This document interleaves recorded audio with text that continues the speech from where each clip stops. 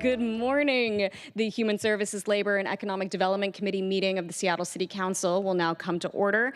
It is 9:32 a.m. March 6, 2026. I'm Councilmember Alexis Mercedes Rink, Chair of the committee. Will the committee clerk please call the roll? Chair Rink. Present. Vice Chair Foster. Here. Councilmember Juarez. Here. Council President Hollingsworth. Here. Councilmember Saka. Morning, here. Chair, there are 5 members present. Wonderful, thank you. I move to approve today's agenda. If there is no objection, the agenda will be adopted. Hearing no objection, the agenda is adopted. Hello and welcome, everyone. Happy Friday. We have 3 agenda items before us today. The first is a briefing from the Seattle Film Commission on their body of work, followed by a vote on an appointment to the Film Commission. And then we will be closing with a briefing and discussion from the King County Regional Homelessness Authority on Continuum of Care, which my office has been tracking closely over the past year. So for the viewing public, alongside the mayor's office, my office has been conducting monthly stakeholder meetings on this topic since last year, and I felt it was important to bring some of those discussions to the public as our region grapples with how to navigate major policy changes led by the U.S. Department of Housing and Urban Development. And with those opening remarks, we will now open the hybrid public comment period. Public comments should relate to items on today's agenda or within purview of the committee. Clerk, how many speakers do we have signed up? Currently, we have 0 in-person and 0 remote speakers signed up. I think that might be a first. Going once, going twice. There is a remote speaker online.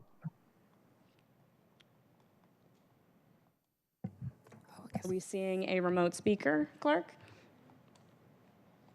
Sorry, I saw the sign up, not the caller. My mistake. Let me pull it up.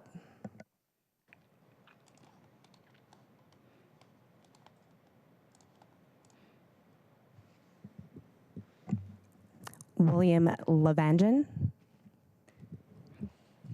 Great.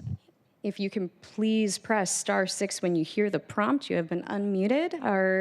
Each speaker will be given 2 minutes and we'll be just going to that remote speaker. So if that remote speaker, if you could press *6 when you hear the prompt, you have been unmuted.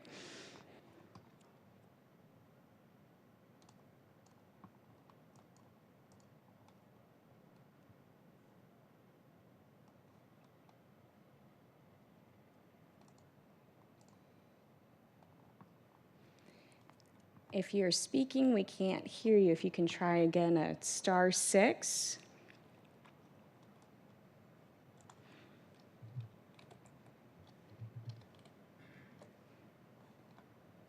The caller appears not to be there. Sorry about that. Not a problem. Okay. Thank you all. With that, there are no additional registered speakers, and we'll now be moving on to items of business. And moving on to our first item of business, will the clerk please read item 1 into the record? Item 1, Seattle Film Commission overview, briefing and discussion, appointment, followed by item 2, appointment 3452, appointment of Michael Gaston as a member of the Seattle Film Commission for a term from April 23rd, 2028, briefing, discussion, and possible vote. Wonderful. And at this time, I'm going to invite our presenters up to the table to get settled in. Colleagues, the clerk read items 1 and 2 in the record, so we may discuss both items at one time. I will move the appointment after we have discussed both the overview and the appointment to the Seattle Film Commission. So as our presenters come to the table, feel free to get settled in and then introduce yourself for the record by stating your full name into the microphone and your organization. Thank you.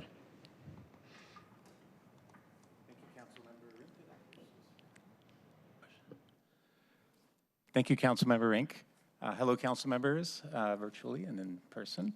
My name is Chris Swenson. I am the film program manager for the Seattle Office of Economic Development. And I'm really excited to have this conversation, have this presentation from commissioners, who introduce a couple here. And also share a little bit of information about the structure of the commission, where it is, and all the priorities that it's doing right now. So I'll introduce folks in just a second.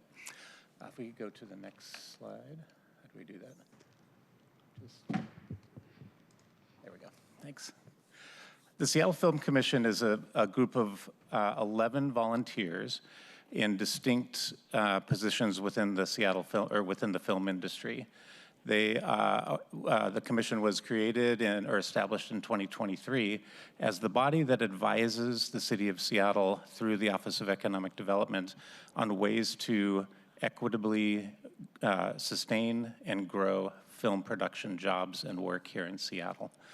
It's intentionally administered by the Office of Economic Development because the focus is, while creation and the art of film is good, what the commission focuses on is filmmakers' ability to do that work and make a living in Seattle and live in Seattle. So it's all about bringing the work and keeping the work here, whatever the medium is in the film industry and community. The 11 positions are, as I mentioned, each in a specific discipline within the film industry. 5 of the positions are appointed by City Council, 5 are appointed by the mayor, and then the 11th position is appointed by the commission itself. And as I mentioned, I have the great honor of administering the commission and in their many monthly meetings and conversations. Can we go to the next slide? I would love to introduce the Seattle Film Commission Chair, Kat Ogden, who will walk through the Commission's priorities and some of the current work they're doing, and then introduce our incoming commissioner. Hello, my name is Kat Ogden. I'm the chair of the Seattle Film Commission, and I also sit in position 7, so I represent people who work on film sets. That's everyone from our craft service department that brings around snacks to sustain us in our long hours, to film directors, and in some cases, creative producers who are on site. Electricians, grip, electric, people that drive trucks, so a wide swath of people. The Seattle Film Commission has 3 priority committees. We have the Workforce and Professional Development Committee. This is chaired by Tom Florino, who represents commercial production companies. And this committee focuses on modeling partnerships that will grow film and business in the city of Seattle. So that can include working with technology companies who often need compliance videos, to commercials that you might see anywhere from YouTube to on your television. We have our Public Policy Committee, which is chaired by Mark Freed, who represents film location managers. And this committee advises the city of Seattle on policies and initiatives that will train and attract and retain film jobs in the city. So, for example, parking, anything that would, in terms of policy, make it easier for filmmakers to work here. Marketing and branding is our 3rd committee. That's chaired by Champ Ensminger, who represents post-production. And this is to promote our work and explain what we're doing so that members of the film community can find us, but also to promote Seattle as a premier filming destination that's centered in growing access for youth and traditionally underrepresented groups.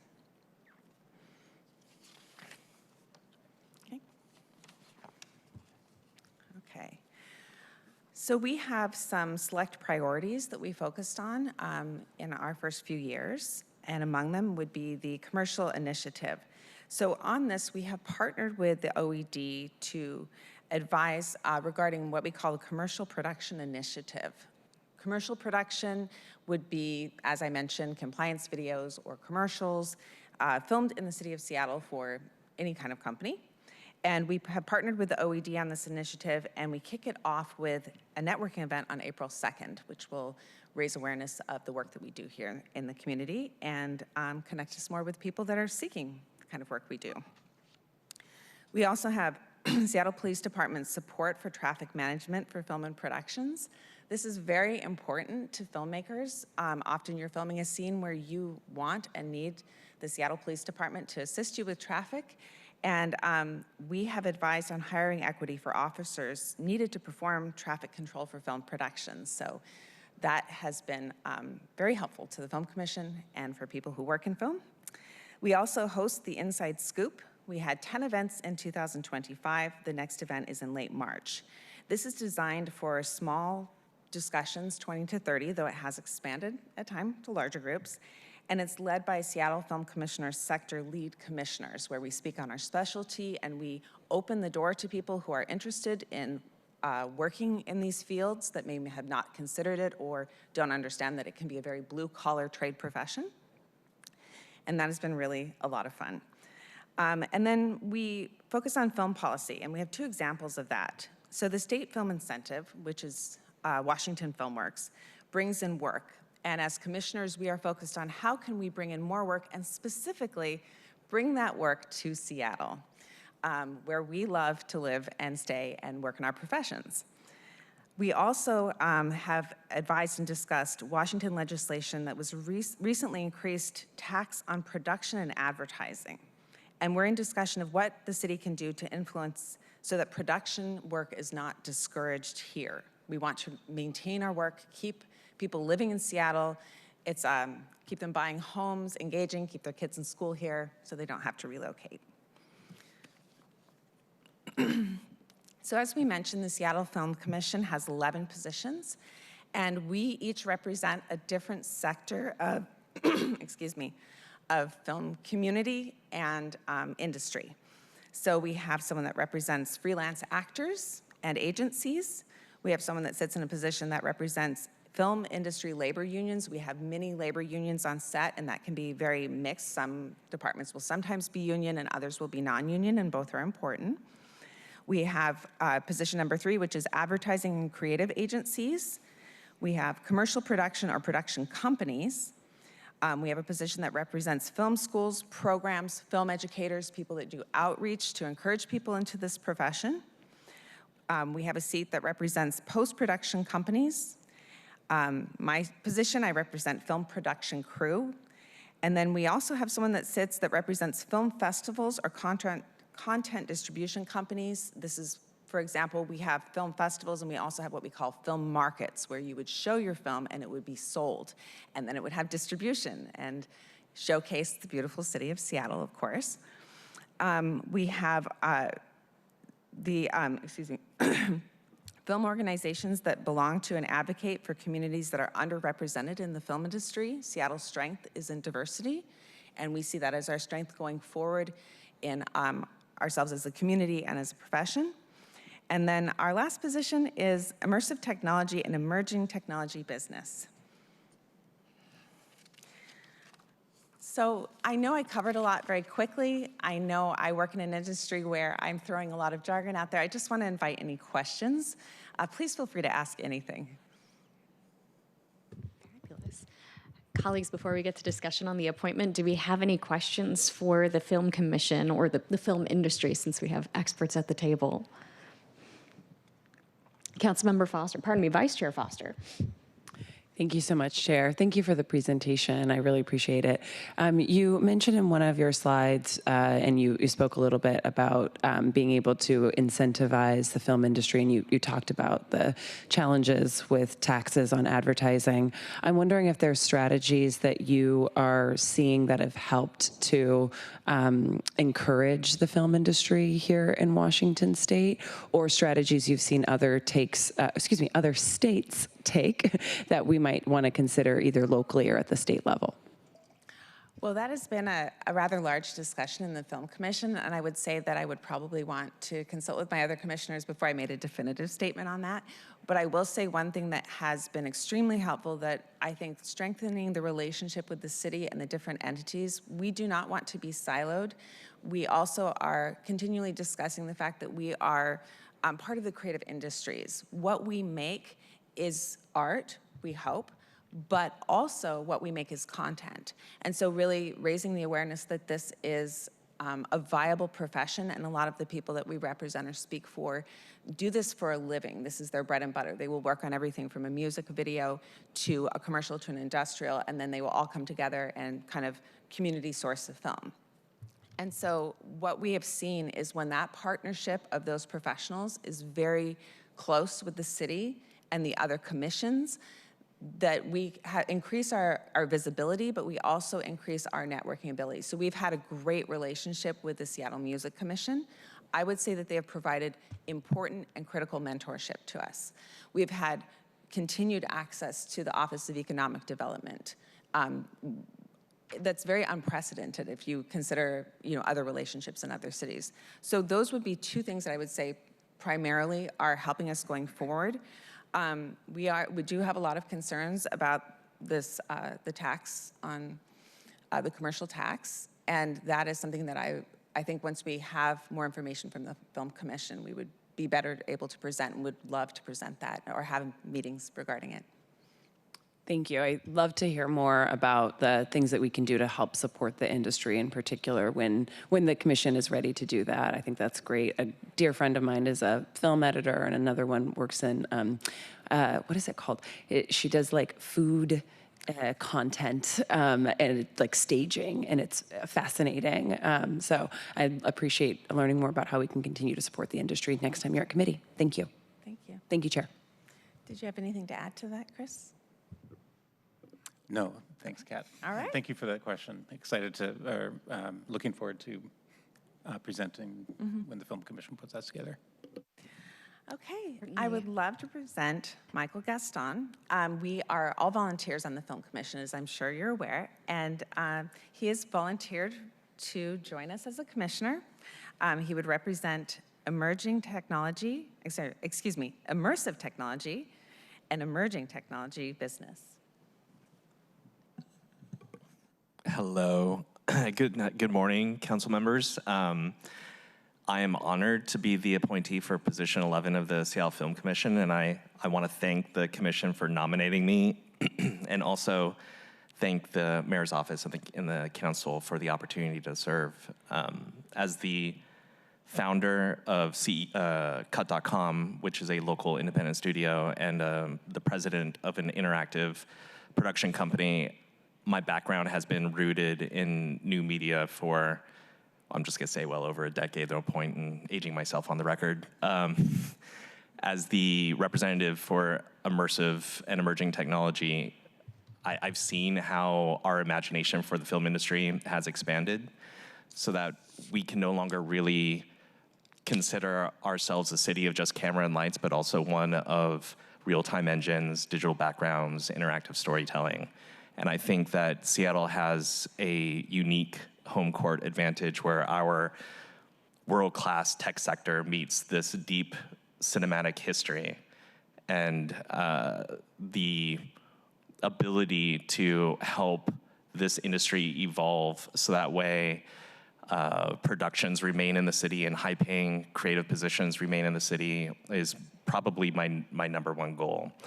I'm eager to get started, and I want to thank you for your time, consideration, and support of the creative economy, and I'm happy to answer any questions. Thank you again for being here this morning and for, stepping forward to serve on the Film Commission. It's certainly very much appreciated. Colleagues, do we have any questions for our appointee before us? Vice Chair Foster, is that a new hand? It is not. Well, I'll then take a moment to say for looking ahead, it was helpful to have the grounding of, what are some of the key priorities for the Film Commission? What do you see as upcoming opportunities facing the film sector?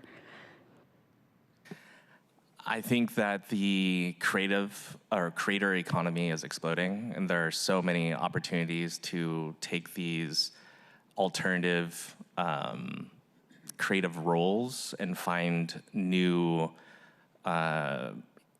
industries for them. Like earlier on our way in, we were talking about the explosion of vertical dramas, and Kat is working in that space, and I'm actually working on a new company in that space, and I'm finding a lot of people are moving not just within the traditional film roles, but are finding themselves creating entirely new roles, ones where there's not even a vocabulary for it. So finding space for those people, finding economic opportunity for them is what I see. Can you say more? You used a term here. What is vertical dramas? What is that? Oh man, I could wax poetic about vertical dramas for hours. What I'll say is that there's been a rise in the kind of brief interstitial dramas that exist on platforms like TikTok and Instagram, but then find their way onto their own applications that people can go through on their phones. And what these are basically cliffhanger stories that are told over the course of an hour, but are maybe broken up over 1 to 3 minutes. These are starring non-traditional actors. They're being filmed non-traditionally. And they have become a significant industry in China, but it's also growing here. It's a $100 billion industry right now. Yeah. Wow. And Chris, sorry, just chime in. just to add a little bit to that, the vertical, of course, is really the way you're watching it. So we're seeing this is broadcast on the Seattle channel, which is a horizontal, and it's that vertical aspect of it. So it's that adds that kind of immediacy. And I think that's also a good example from OED's perspective and the city's perspective that the industry and the way you make things, the way you watch things and distribute things is in complete upheaval right now. Everything is changing. Big studios are considering not releasing to theaters because it's just not the way that people watch things anymore in some sectors. So we really rely on the Seattle Film Commission to advise us on how that evolution is happening, what things to prioritize in the industry and the community as well. I will say, too, that dovetails very well with what the OED and the Seattle Film Commission have done by focusing on the commercial, because the training ground to shoot something that is vertical content actually would be how you would interact on a commercial film set. So Seattle is kind of uniquely posed to take advantage of this. So that's just a personal opinion. Noted. Okay. Well, award-winning Seattle channel, if you're listening, maybe the future is in vertical. I'm seeing a hand from Council President Hollingsworth. Well, thank you, Chair. The Chair had to remind me. First of all, Michael, thank you for your service, and then also your leadership as well and your creativity, and just really grateful for you stepping up.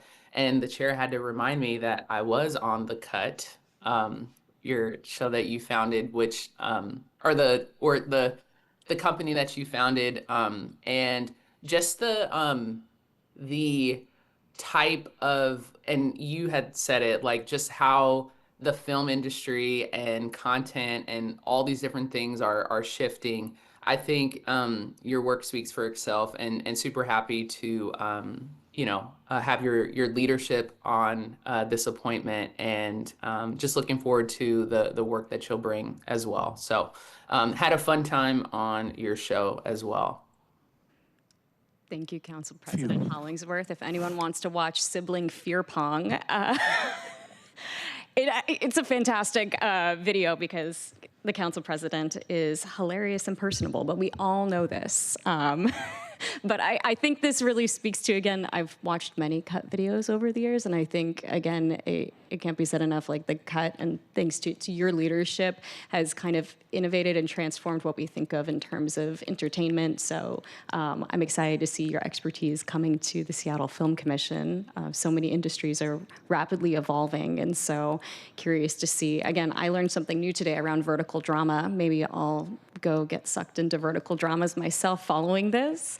But I'm wondering, maybe as a closing question, what are some of the, we touched on some of the challenges just on the, during the presentation that is facing the film industry, but wondering from your perspective with the expertise that you bring, if there's anything you would add to that list of some of the challenges facing the industry. I think the challenge, the most obvious challenge, is just the fact that we are living in unprecedented times. And so the infrastructure that used to exist for the film industry is just in complete upheaval. What that brings, though, is tremendous opportunity. So even though there isn't the traditional routes anymore, the easy ways in from the ground floor that you can work your way up to, companies like Cut, the intention behind that was to create like a new kind of center where we could bring in people from a lot of different backgrounds come in play. So yeah, I would say that the biggest challenge is just the lack of a infrastructure. But I think that we are forming a new one.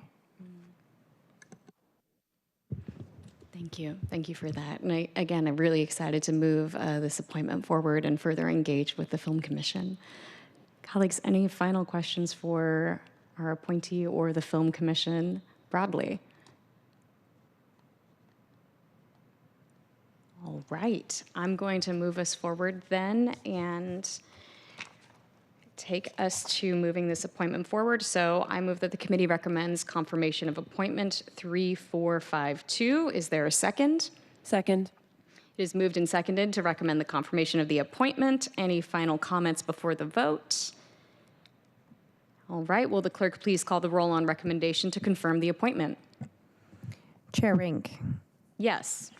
Vice President, oh my gosh, Vice Chair Foster. Yes. Councilmember Juarez. Council President Hollingsworth. Yes. Councilmember Saka. Aye. There are 5 in favor, 0 opposed, and 0 abstentions. Thank you, Clerk. The motion carries, and the committee recommendation that the appointment be confirmed will be sent to the March 17th City Council meeting. Thank you all for being here this morning. Congratulations. Thank you so much. Thank you. All right, and we will now move on to our second item of business. Will the clerk please read item 2 into the record? King County Regional Homelessness Authority and Continuum of Care briefing and discussion. Thank you, colleagues. As mentioned earlier during my opening remarks, my office has been tracking the issue related to Continuum of Care funding since about last year. I believe this body was first introduced to the potential for threats to Continuum of Care funding during our April Select Committee on Federal Administration and Policy Changes. And since then, we've been following closely. I know we had a number of discussions during budget about the release of the NOFO and we took budget action then to hold aside some funds while we sorted out the situation related to the NOFO. We felt it timely and important to bring KCRHA into committee today to daylight some of the ongoing elements of this, and also just as a refresher about what is Continuum of Care, how does it serve our region. And at this point, I'll be turning it now over to our speaker from KCRHA today. If you can take a moment to introduce yourself by stating your name and organization into the microphone for the record, and then start your presentation. Thank you, Chair Rink. My name is Jeff Sims. I'm the Chief Program Officer at KCRHA. I use he, him pronouns. And thank you for the time to present today. For those who are online, council members, I just want to make sure you're not having any issues seeing the slides that we have. Actually, I'm seeing a thumbs up from Councilmember Saka. Thank you, Councilmember Saka. I'm actually having trouble advancing them, so give me just a minute.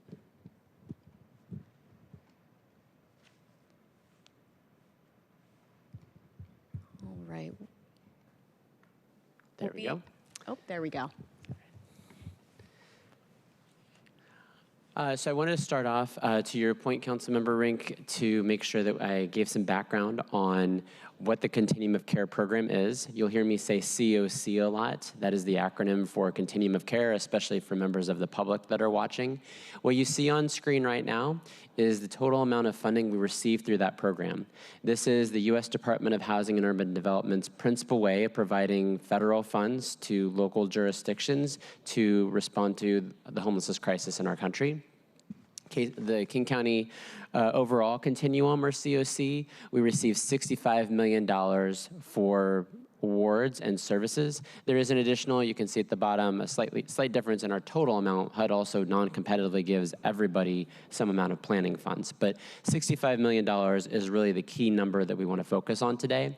There's 3 that are highlighted at the top. I'm going to spend more time on that, but those are the 3. You can see the breakdown on how we utilize those funds throughout our community.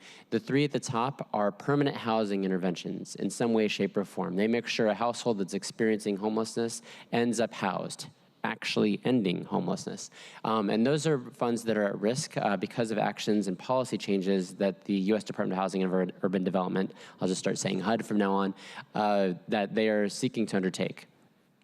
For some background, this last November and December, although every continuum in the country had been given a 2-year award determination in the last funding competition that we went through, HUD was planning to interrupt that by making us go through, halfway through that 2-year cycle, a new funding announcement. It would have heavily impacted those items that are in bold at the top. I can go into further details, but I don't want to confuse the matter today, so I'm happy to answer further questions on that.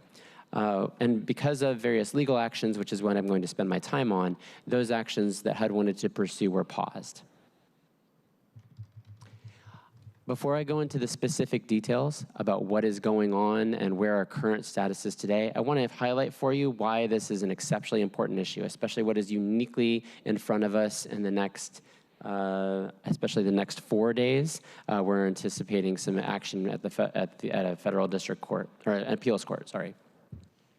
We're talking about the potential that some awards that would get renewed between July and December of this calendar year, not having the opportunity to just automatically renew, as has been our plan and our expectations for more than a year.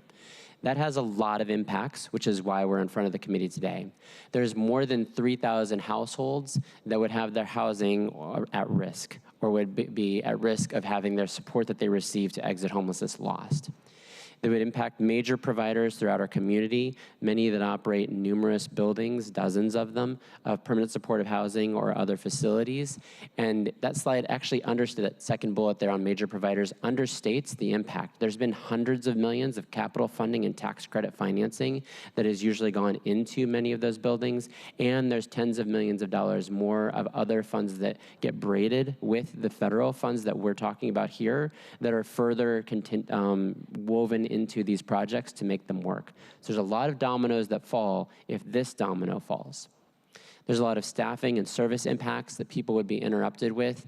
Some of the description of that is impacted. And there's broader system implications too. Homelessness is only one of the systems that these households tend to interact with. Our health systems, our behavioral health systems, crime, education, all of those service systems and responses could potentially be impacted if we saw more than 3,000 households suddenly losing the interventions that have allowed them to exit homelessness. So that is the reason that we're here today. Let's get into the specific update. So as I mentioned, HUD sought to make some policy changes and impose those new policy changes through a funding competition last November and December, through legal action specifically by the National Alliance to End Homelessness and the governmental entity King County, which was part of multiple jurisdictions that also filed a lawsuit. There was an injunction issued by a federal district court out of Rhode Island, affecting the entire country, that forced HUD to stop, saying that it would have caused irreparable harm in numerous ways. We're expecting the final judgment on that court case soon, but in the interim, with that injunction preventing HUD from proceeding, HUD has sought an appeal of that injunction recently. The reason they are seeking that appeal is actually towards the bottom. In the interim, since that injunction was issued, Congress appropriated funds for this coming fiscal year, and they laid out a staggered timeline that if an action to award new funds isn't completed by X date, some of those projects have to, by statute, get renewed. We're already far enough along in the timeline that Congress took and imposed into law to make sure that anything renewing in the first half of this year, from now through June, is automatically going to renew. What HUD sought to appeal, which is what they have filed this last Monday, after asking for it to just be the injunction to be lifted, and the court denied that. They appealed on Monday, saying that if they are unable to proceed and asking for permission to proceed before April 1st of this year, so that's why the next few days are really critical, in undertaking that award, that funding competition that's been put on pause. That would only affect, again, projects that are renewing in July through December this year. Out of various nuances, that's actually a lot of funding for the King County Continuum of Care. So that's where we're at. I want to pause here and make sure I'm also not watching up on screen very well to make sure that there's not any questions people have about what is actually our status today and what we're looking at before I move into some of our further focus, especially I can tell you a little bit more about the risks on the next slide, and then further things that are going to definitely happen regardless of what happens with legal actions. Wonderful. Thank you for taking that pause. I know this is a really complex topic, and colleagues, I don't know if you know, but our speaker today is former central staff, so he knows the deal. Let's see, Vice Chair Foster. Shout out to Central staff. We love it. Can you go back 2 slides for me, please? You had a slide on here that, actually, here it is. I just wanted to make sure we're clear. The households that are listed here, is that within city or within the county? That's actually across the entire county, a lot of whom are in the city of Seattle. I don't know the specific breakdown of households by location. A lot of these projects, especially some of our largest ones, transcend those lines. So we have 3 very large awards, for example, that provide permanent supportive housing, but in scattered site units. So you're talking about they're in a private market apartment somewhere receiving supportive services to be in permanent supportive housing. And because that's a tenant-based thing, households can move all over. And that's just our 3 largest ones. We have numerous actual like brick and mortar PSH facilities that are impacted. Rapid rehousing, of course, is also really kind of spreads all over. Yeah, thank you so much. And that number, the 3,247, represents both the individuals who might be in private market buildings, like you said, as well as buildings that are all PSH owned and operated by our providers. Is that correct? Yeah, and also going back to that earlier slide, there's rapid rehousing and joint component programs as well. So that 3,247 is all of those program types. And actually, it's the full list of program types, I should note that. It's anything that renews between July and December, any of those types of programs. Most of it, because of how we've how HUD has, in order to get awarded, directed us to prioritize. It mostly goes into PSH.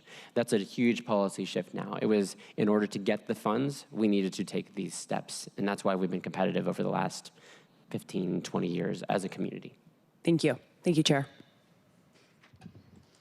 Great question, Vice Chair Foster. And if we can actually go back to, again, the federal funding at the 2025, nope, this slide, this is perfect.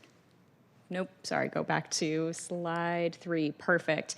Just to really hone in on this point, I know when we've talked about COC broadly as a whole program, generally COC countywide supports about 4,500 households, is my understanding. And so this slide specifically speaks to, again, the funding at risk in the immediate term in the 3,200 households. Whose housing is at risk? That's only households that are, so the action today that HUD is appealing the decision, we're expecting a decision by the appeals court on March 9th. So if we met next week, I might have more information even. Those are, again, only projects that have to renew from July to December.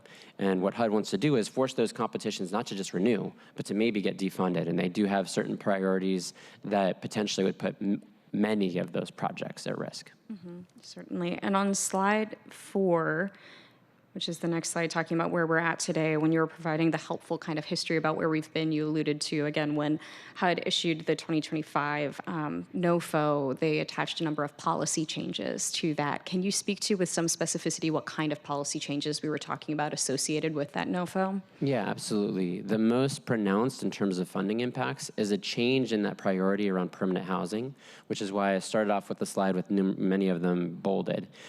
Since 2012, the federal, I believe it's 2012, whenever the federal government put together its 10-year plan to end homelessness, a priority for those types of projects has been what the federal government directed as the priorities we needed to follow if you wanted to receive federal funds and be competitive.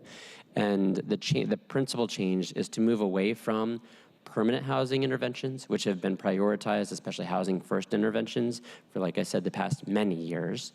And these are, again, brick and mortar structures with people living in them. And wanting to have a portfolio that would be divided.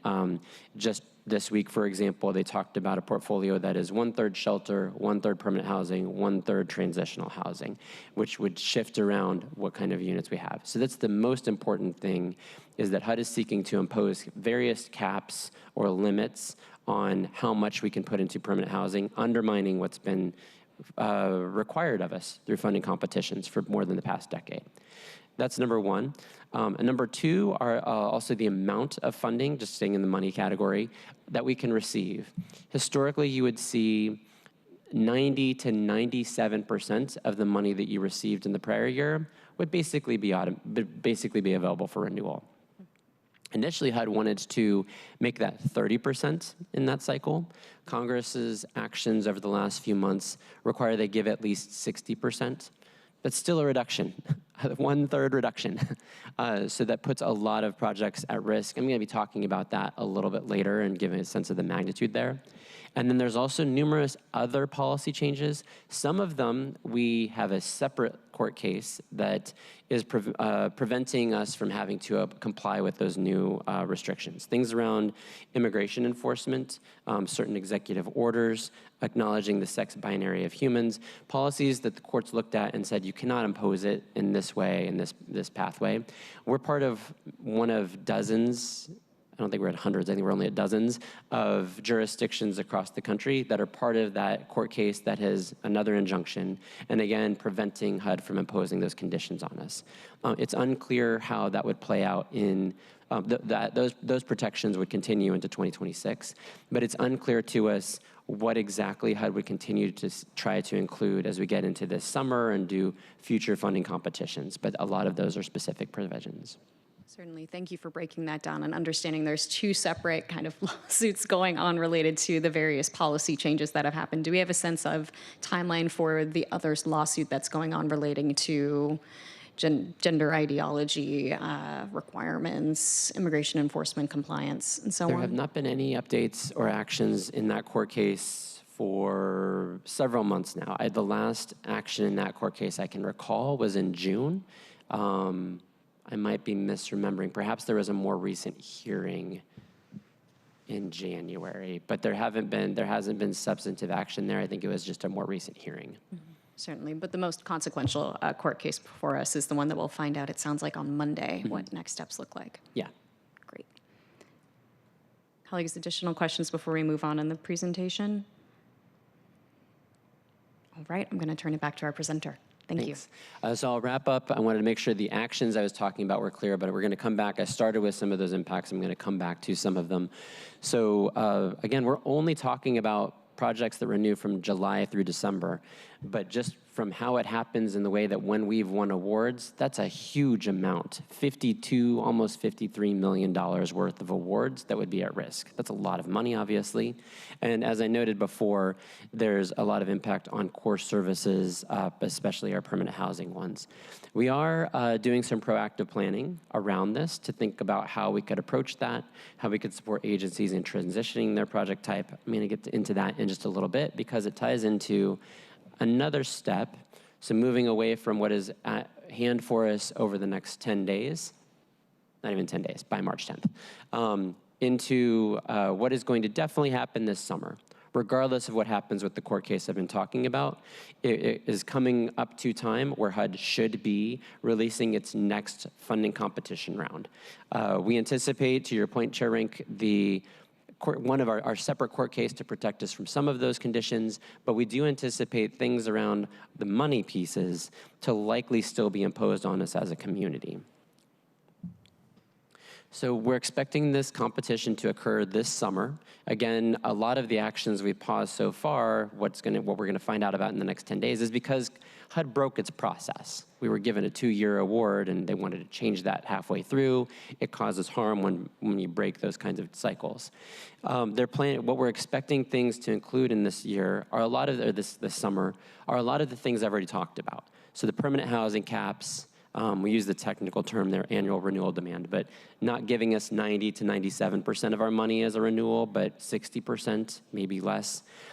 Putting all kinds of mandates in there, like requiring supportive services and participation in supportive services, so not making that participation voluntary, and other various changes that are policy changes that they're making.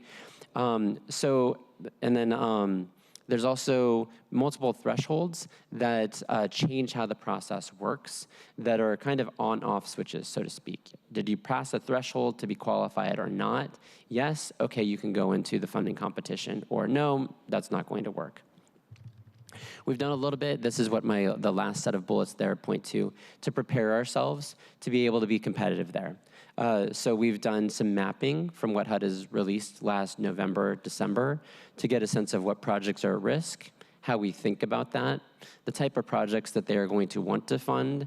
We've done multiple workshops, for example, to help agencies that might offer transitional housing or might offer supportive service only kinds of projects, and help them think through what is required, what are your federal requirements, how would you have to structure yourself to be competitive, things along those lines, so that when it comes around, we're still well positioned regardless of what gets imposed on us.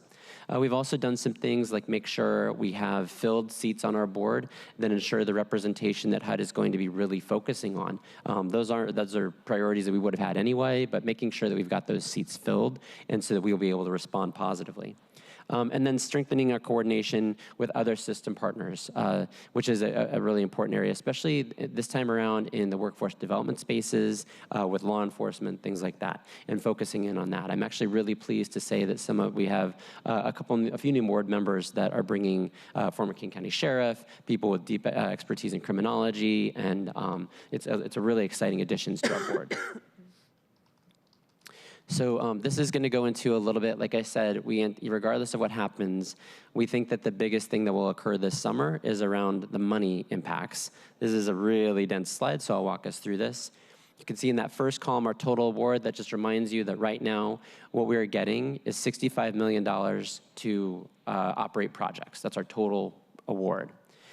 Based off of what Congress passed, you can see we'd only be getting a little bit less than 40 million as likely amount to come back. That's instead of 97% renewed, 60%. That's a lot of funding that we would be losing.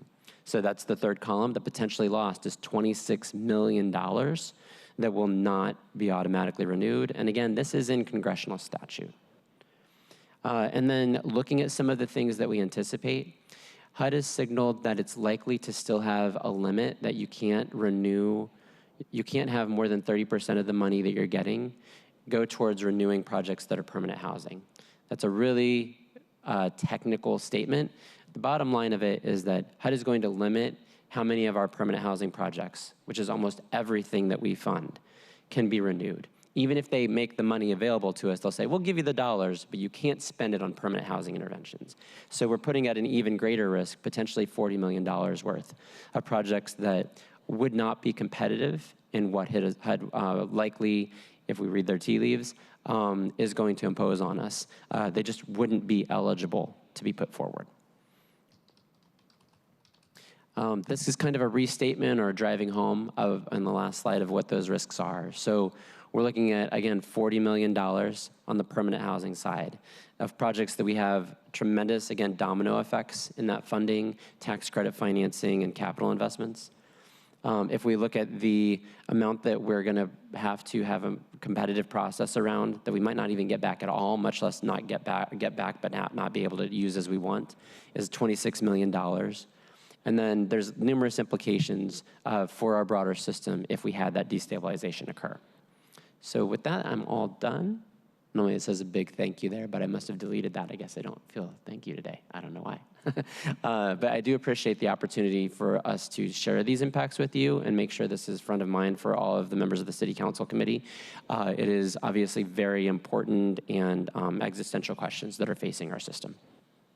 Thank you for the presentation today, Jeff. It's really appreciated. And as was stated, I know through Vice Chair, just this point that, this is a combined effort with Seattle and King County. This is why in our table we've been convening. We have King County partners at the table in trying to sort out this issue. And I know we've had ongoing discussions with King County council members about how we move forward together, but certainly want to elevate that there are some major policy questions in front of us as it relates to this funding and how we move forward. At this point, I'm going to open it up for questions that you all have about today's presentation.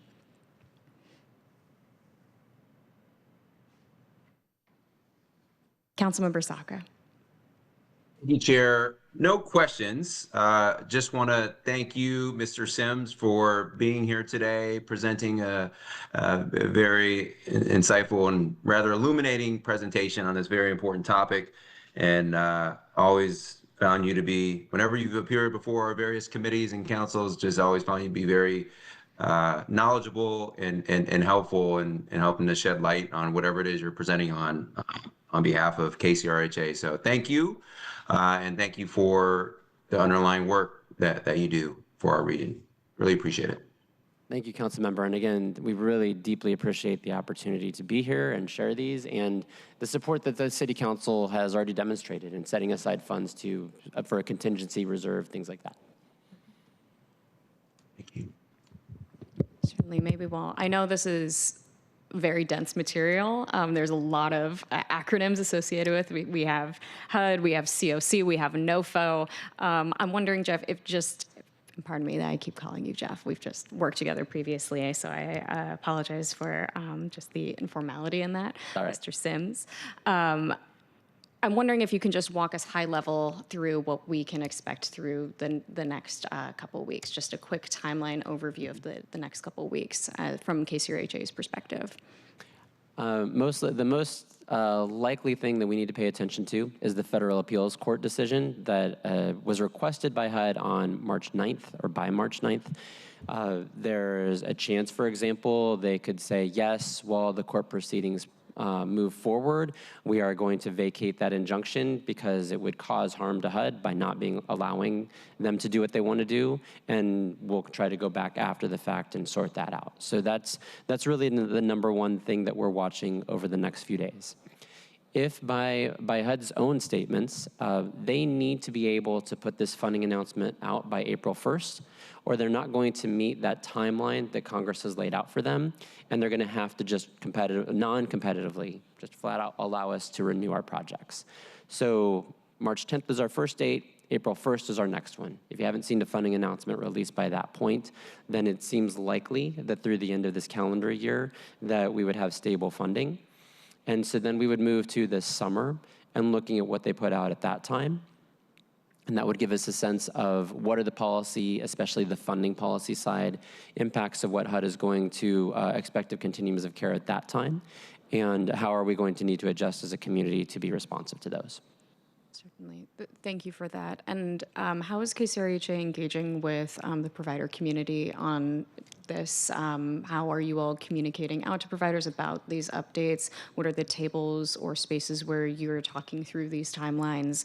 I know you talked about the COC board as one vehicle that, as a refresher, it'd be helpful to know if there's provider representation there or what that looks like. But can you talk a little bit more about your engagement with the provider community? Mm-hmm. Yeah, absolutely. So we do obviously meet relatively recurrently. For example, last November and December, when we were looking at a funding announcement, we met with our existing grantees. It's very important for them to understand this is what's changed. This is how what we have contracted with you for has changed, things like that. So we've convened several meetings along those lines. We try to time them to be most relevant for providers. We're mostly trying to, and this is also good for members of the public too, we advise you going to KCRHA's website and looking at our blog there, because we have, there's attention drain if you're continuing to email out. In order to not have that, but also make sure people are paying attention to the high level items, we're focusing on our updates regarding court cases being in those spaces. And then as really important milestones occur, you would see in the newsletters that we distribute, some of which go to contracted providers, some go to pretty much anybody that wants them. That's how we share those really key updates. And so that's been our primary way of making sure that all of our agencies that work on this have been engaged and informed. And then I made reference earlier to other actions we've taken. So those meetings obviously are good discussion and feedback points. And then we have to, it's actually required as part of the NOFO, we go through various steps at each time, like confirming with agencies they do want to renew, which actually has, especially with other federal projects, people have decided not to. But going through steps like that are more communicative and back and forth. And then things like the workshops we've developed to make sure that agencies have a really firm sense of how they could be supported and also what kind of steps or reporting requirements or service delivery they would have to look at, and making sure that information is there and that they have in those moments the opportunity to ask questions about it and think about how they might change how they operate their projects. Thank you for that. I'm going to turn it next to Vice Chair Foster. Thank you, Chair. Thank you so much again for the presentation. I wanted to ask, you talked about some of these key dates that are coming up, waiting for a ruling from the court on the injunction, and then as well the sort of April 1st deadline, and being where the congressional interplay comes. Let's say we're in this scenario where we don't see a new NOFA out on April 1st, and my understanding is that would mean they need to follow through with their commitments as they currently exist.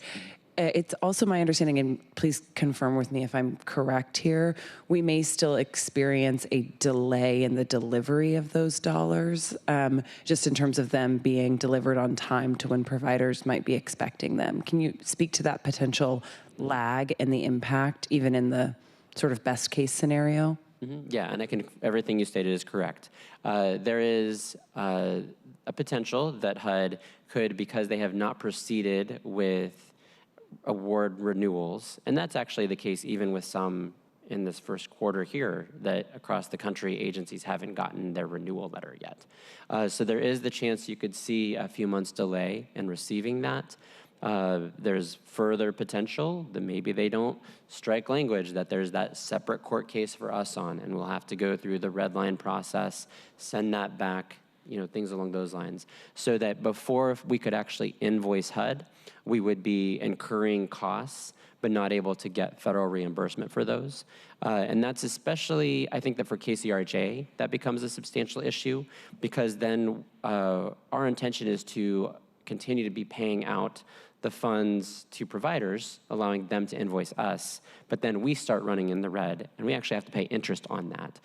So then we look at, depending on how long we're talking about, it could start adding up into the millions at a time with substantial interest associated with it, and that cuts into our ability to operate at that point. Yeah, thank you for that. I appreciate you uplifting that, because I know that, again, that's maybe the more rosy scenario that we would be in if we were still receiving those dollars. And I wanted to uplift that even in that case, KCRHA could end up having these additional costs. And as you know, City of Seattle is the largest investor in KCRHA. And so as we look ahead, as another colleague of mine is saying, it's always budget. We want to make sure that we're aware of those potential impacts and that we're tracking those. Yeah, thank you for keeping that front of mind too. Thank you. Thank you, Chair. Thank you for that question, Vice Chair Foster. And just to connect the dots here, because you had mentioned that with the congressional policy around moving up to 60% going towards permanent housing for this year, that's coming from the THUD bill, correct? Correct. And for our public, I'll just say that there's multiple, I think it's 12 typically congressional appropriation bills. And this one deals with, and they deal with clusters of departments. So this would be the Transportation, Housing, and Urban Development Bill. THUD is for short. And yes, it was that bill that was passed. It's already enacted as law. It was part of, we actually should give some credit to our senator, who is on the Appropriations Committee, for some of the language that's in there and shepherding that through its process.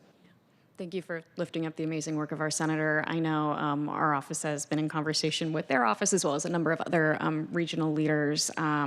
Senator Murray took up the mantle of fighting for Continuum of Care funding and has been kind of leading the nationwide charge to make sure we're protecting these dollars and keeping folks housed where possible. And so just want to lift up her incredible work. And I know the leadership that this body has taken to try and, set funding aside to make sure that we, as we're navigating this very uncertain time with the future of these dollars, has helped give her some wind beneath her wings in that fight. And so want to commend again the work of this council as we're navigating just a really uncertain scenario with what has hopefully been made very clear, very important funding when it comes to keeping folks housed. Colleagues, are there additional questions on this topic?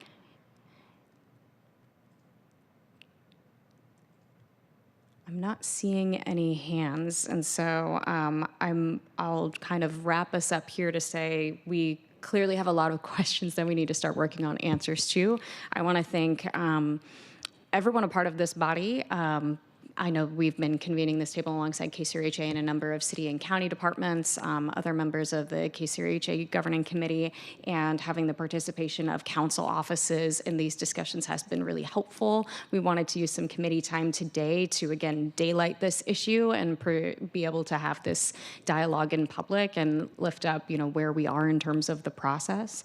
So I want to thank you all for your participation, not just today, but over the past couple of months as we've been trying to keep everybody together on what exactly is happening and how we navigate a path forward. So I hope what's clear is that there's more to come as we eagerly await the court decision next week and start crafting a path forward.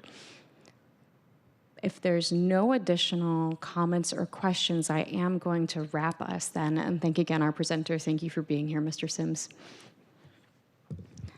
Wonderful colleagues. We have actually reached the end of today's agenda. Is there anything for the good of the order?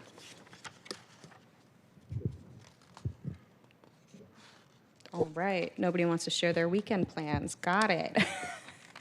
With that, I will say that hearing no further business, we are adjourned. It is 10:33 a.m. Thank you, everyone. Have a great weekend. Thank you. Thank you, Jeff.